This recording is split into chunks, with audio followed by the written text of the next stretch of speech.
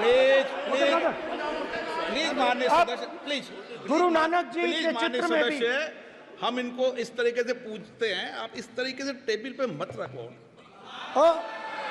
Sir कहाँ रखूं sir? तरीका ठीक सर कहाँ रखूं? यहाँ रख दूं सर? आप यहाँ मत यहाँ रखो। रख देता हूँ सर।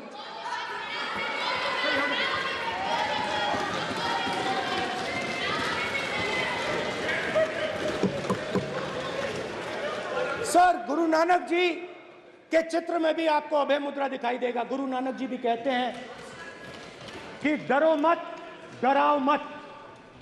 और पंजाब से गुरु नानक जी मक्का तक गए, थाईलैंड तक गए, अफगानिस्तान गए, श्रीलंका गए, किसी से हिंसा नहीं की, अहिंसा की बात की, सत्य की बात की, और किसी को उन्होंने अपनी जिंदगी में नहीं डराया।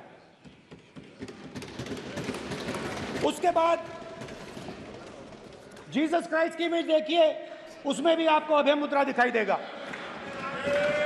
जीसस क्राइस्ट की इमेज में भी अभय मुद्रा, डरो मत, डराओ मत। और जीसस क्राइस्ट ने कहा कि अगर आपको कोई थप्पड़ मारता है तो दूसरा गाल दिखा दो। उसके बाद बुद्ध भगवान, अभय मुद्रा,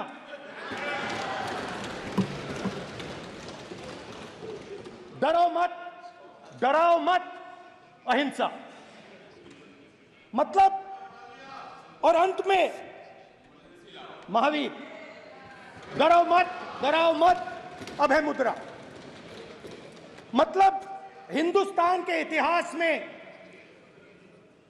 3 फाउंडेशनल आइडियाज हैं। मोदी जी ने अपने भाषण में एक दिन कहा कि हिंदुस्तान ने किसी पर आक्रमण नहीं किया। उसका कारण है क्योंकि यह देश अहिंसा का देश है, यह देश डर का देश नहीं है।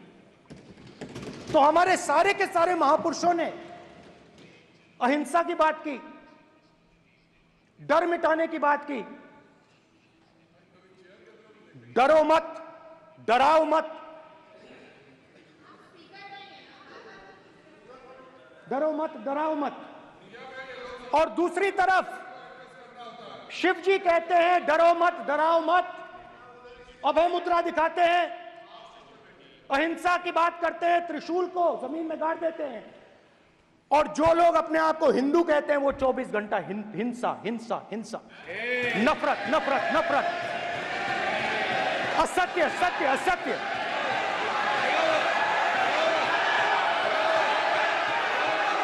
आप हिंदू हो ही नहीं।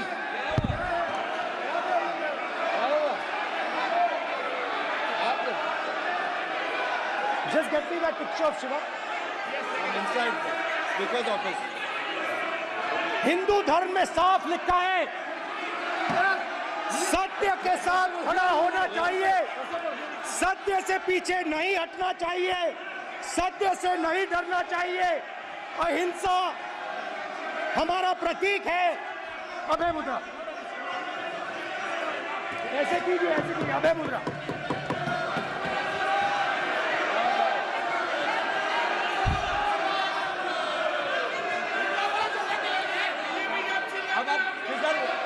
से कोई रूलिंग नहीं आएगा। Prime minister will not speak. Then prime minister will speak. This will happen here. If you are doing this, it will repeat again. भाई भाई भाई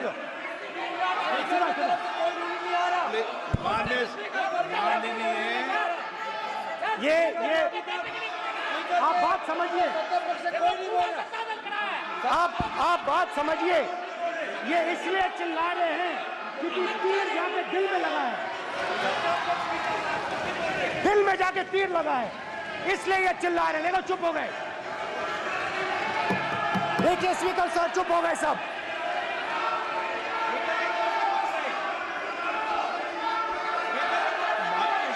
एक मिनट।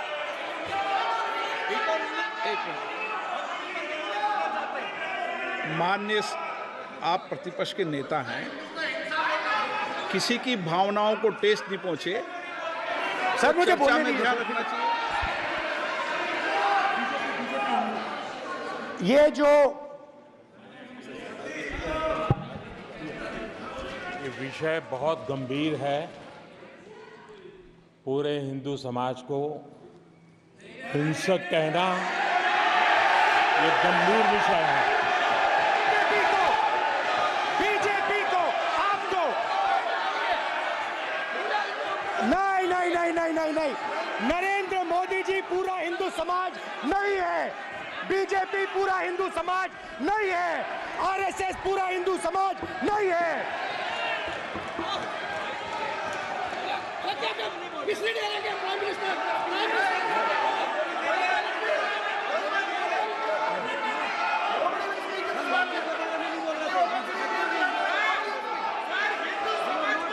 भूपेंद्र यादव जी, ये ठेका नहीं है बीजेपी का।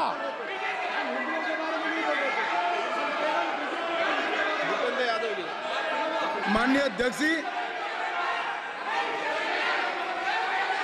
शोर शराबा कर इतने बड़े वाकया को छिपाया नहीं जा सकता। विपक्ष के नेताजी ने कैटेगोरिकली कहा है कि जो अपने आप को हिंदू कहते हैं वो हिंसा करते हैं।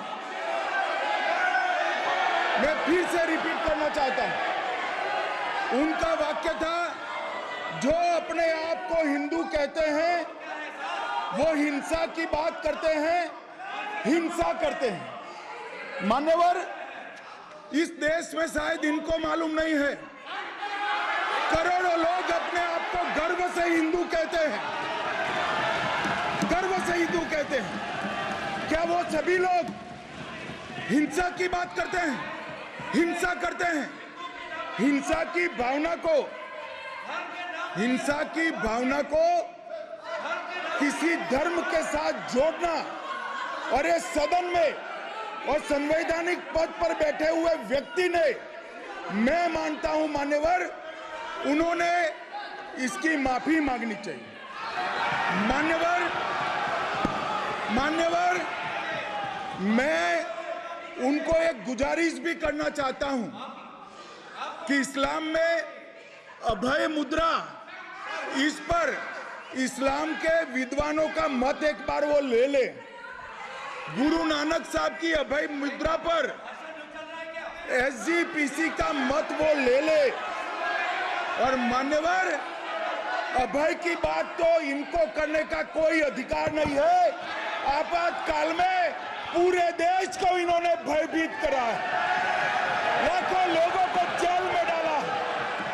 और आतंक, वैचारिक आतंक अगर कभी था, वैचारिक आतंक कभी था तो आपातकाल के वक्त था।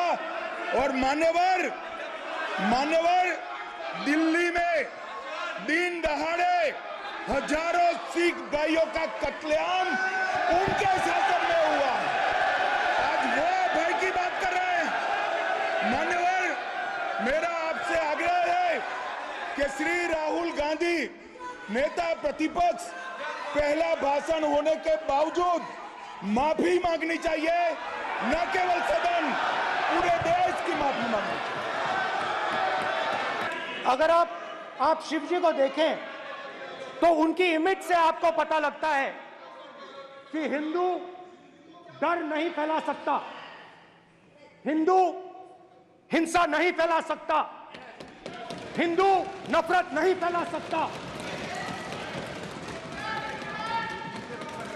और बीजेपी 24 घंटा नफरत, हिंसा, नफरत, हिंसा, नफरत, हिंसा। स्पीकर सर, कहां तक इन्होंने डर फैला दिया है?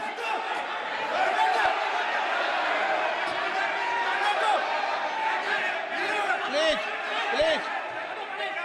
सर, कहां तक इन लोगों ने डर फैला दिया? मैं आपको अयोध्या से शुरू करता हूं।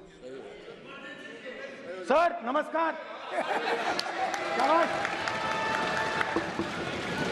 अयोध्या ने आपको मैसेज भेजा अयोध्या ने राम भगवान मंत्री जी सर क्या रूलिंग सर मेरा व्यवस्था का सवाल है।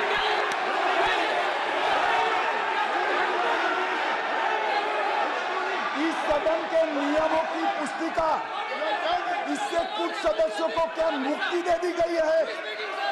आपके गाइडेंस के बाद भी बार बार तस्वीर बताना, पूरे बीजेपी को हिंसा कर रही है ऐसे कहना, खड़े होकर एक दूसरे के बीच में हस्तधून करना, सारे नियम इनको लागू नहीं होते हैं। नियम मालूम नहीं है तो ट्यूशन रख ले साहब। सदन इस तरह से नहीं चल सकता है। ये सदन, मेरा आपसे आग्रह है कि ये सदन ऑर्डर में रहना चाहिए, नियमों के अनुसार रहना चाहिए। ये हम सभी सदस्यों का आपसे विनंती है। स्पीकर सर, एक मिनट प्लीज। माननीय सदस्यगण, आप ही किताब राम बताएं। भगवान की तो जन्मभूमि ये ने अपेक्षा करता हूं कि अपन बीजेपी इसके नियम प्रक्रिया चले। नो, सब चले। नो, आपने बताया था नियम। नो,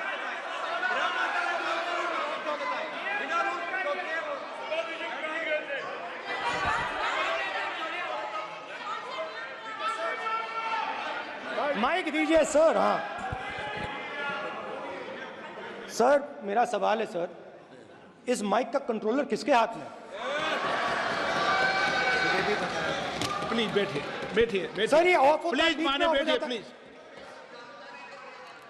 ये बार कई बार विषय उठ गई और बहुत गंभीर, और माननीय सदस्य, आप प्रतिपक्ष के नेता हैं, आप सदन के बाहर भी ये बात कहते हैं कि माइक बंद कर देते हैं। मैंने कई बार आग्रहपूर्वक किया कि आसन पर इस तरीके का आरोप नहीं लगाएं। नो, प्लीज बात सुनिए। आसन पर सभी दल के, प्लीज, आसन पर सभी दल के लोग बैठते हैं और सभी दल के लोग सभापति तालिका पे हैं, और सब जानते हैं कि एक व्यवस्था होती है, जिस भी माननीय सदस्यों को आग्रह किया जाता है बोलने का वो बोला जाता है, और जिसको आग्रह नहीं किया जाता उसका माइक चालू नहीं होता। आप बोलने के लिए खड़े, आपका माइक कभी बंद नहीं हुआ, कभी बंद नहीं हुआ। आप अगर आसन में जो भी विराज रहे हैं वो अगर आपका नाम नहीं पुकारते हैं तब माइक चालू नहीं होता। ये व्यवस्था हमेशा इस सदन की रही है, पुराने में भी और नए में भी। कभी आसन पे व्यक्ति पर माइक का कंट्रोल नहीं होता। दूसरा, माननीय प्रतिपक्ष के आप नेता हैं और आपसे ये अपेक्षा की जाती है कि आप लोकसभा की प्रक्रिया, कार्य संचार नियम का पालन करें, संविधान की जो व्यवस्थाएं दे रखी है उसकी पालन करें, और सदन में बोलते समय किसी भी धर्म को के ऊपर ऐसा आक्षेप नहीं करें जिससे पूरे देश के अंदर विषय पैदा हो। ये आपसे अपेक्षा की जाती है। सर, मैं बिल्कुल आपकी रिस्पेक्ट करता हूं स्पीकर सर, मगर मेरे भाषण के बीच में सच्चाई ये है कि माइक ऑफ हो जाता है। मैं क्या करूं, हो जाता है वो। अब आपने देखा मैंने अयोध्या शब्द यूज किया और माइक ऑफ हो गया। नो,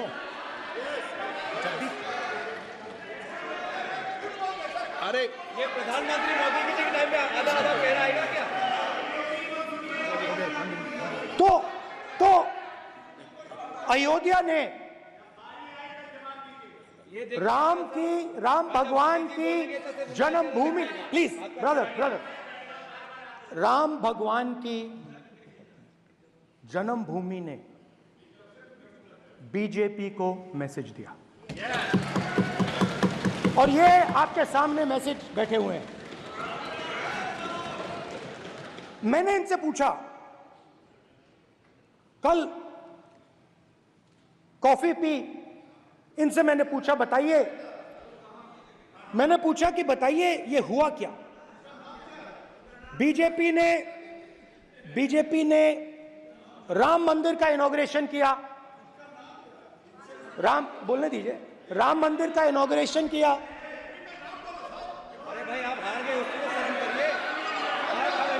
नाम बोलने की कोई जरूरत नहीं है। मैं भाषण दे रहा हूं, आप नहीं दे रहे हो। मुझे बोलना है जो बोलना है, मुझे नाम लेने की कोई जरूरत नहीं। मुझे जो बोलना है मैं बोलूंगा। तो अयोध्या ने मैसेज दिया और मैंने इनसे पूछा कि हुआ क्या, और इनका जवाब आया। मैंने उनसे पूछा कि आपको कब पता लगा कि आप अयोध्या में जीत रहे हो, और आपने कहा पहले दिन से मुझे पता था। सही बात। और मैंने कहा ये क्या हुआ?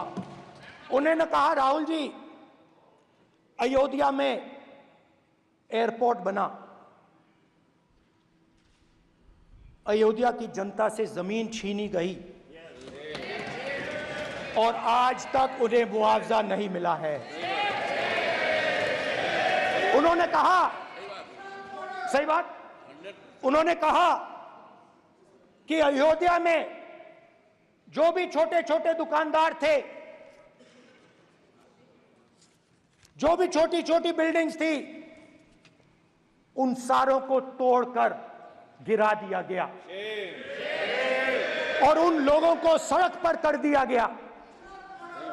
इन्होंने यह भी कहा कि अयोध्या के इनॉग्रेशन में अयोध्या की जनता को बहुत दुख हुआ, क्योंकि इनॉग्रेशन में अदानी जी थे, अंबानी जी थे, मगर अयोध्या का कोई नहीं था। और ये कारण था कि अयोध्या की जनता में, उनके दिल में नरेंद्र मोदी जी ने भय डाल दिया। उनकी जमीन ले ली, उनके घर गिरा दिए, और फिर अयोध्या के गरीब लोगों को, किसानों को, मजदूरों को मंदिर के इनॉग्रेशन तक नहीं जाने दिया। मंदिर के इनॉग्रेशन छोड़ो, उसके बाहर भी नहीं जाने दिया। और इसीलिए अयोध्या की जनता ने सही मैसेज भेजा। अच्छा, इन्होंने मुझे एक और बात बोली। 3 बार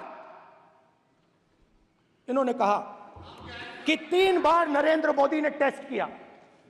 2 बार क्या मैं अयोध्या से लड़ जाऊं?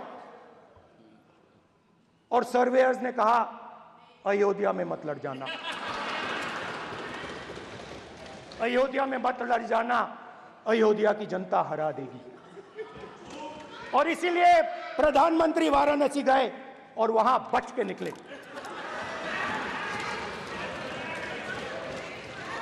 तो अयोध्या की जनता को डराया, पूरे देश को डरा दिया। मैं आपको बताता हूं, आज सुबह में आया, राजनाथ सिंह जी ने मुस्कुरा के मुझे नमस्ते की, और मोदी जी बैठे हैं, मुस्कुराहट नहीं, सीरियस, नमस्ते भी नहीं करते। कहीं मोदी जी ना देख लें, प्रॉब्लम हो जाएगी। वही कहानी गडकरी जी की है, सच्चाई है। अरे भाई, अयोध्या की जनता को छोड़ो, ये तो बीजेपी वालों को डराते हैं।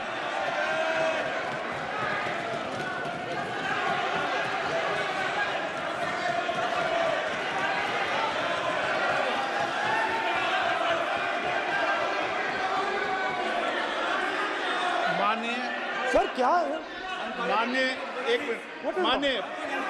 माननीय प्रतिपक्ष के नेता, एक मिनट,